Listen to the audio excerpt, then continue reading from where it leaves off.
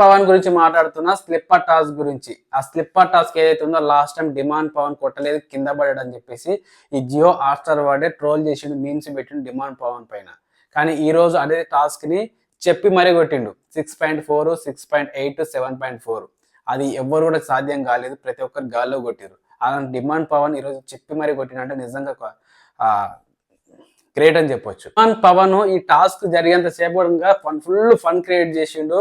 So ఏంటంటే వాళ్ళు ప్రతి ఒక్కరు గాల్లో కొడతారనమాట. సో బోర్డు వాళ్ళకి ఏంటంటే 10 నెంబర్ ఉంటే 10 కొట్టేవాళ్ళు, సంజన గారు కానీ ఇమాన్యుయల్ కానీ అలా అంటే ఆ విధంగా ఫన్ క్రియేట్ చేసిండు. ఆ బోర్డు పైనుంచి కొట్టారు కాబట్టి ఈ టాస్క్ జరిగినంత సేపు కానీ ఫుల్ ఫన్ క్రియేట్ చేసిండు demand Pavan. Next demand Pavan beast of season 9 Telugu Bigg Boss task లో మామూలుగా లేదు, ఇచ్చి పడేసాడు. ట్రూలీ డిజర్వింగ్ కంటెస్టెంట్, టాప్ 3లో టాప్ 2లో. ఒక ఫ్యాన్ తన గురించి ఒక కామెంట్ పెట్టి నాకు చాలా బాగా అనిపించింది. నిజంగా కామెంట్ నేను స్క్రీన్ పైన కూడా ఇస్తా, చూడండి, చదవండి ఒకసారి. So demand Pawan hats off నీకు, ఈరోజు మామూలుగా ఆడలే, సూపర్గా ఆడు టాస్క్లు.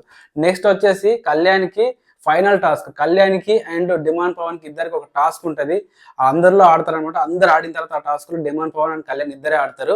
ఆ టాస్క్ ఏదైతే ఉంటుందో రూప్స్ కింద నుంచి వెళ్ళాలి, దాని తర్వాత కర్రలు ఉంటాయి.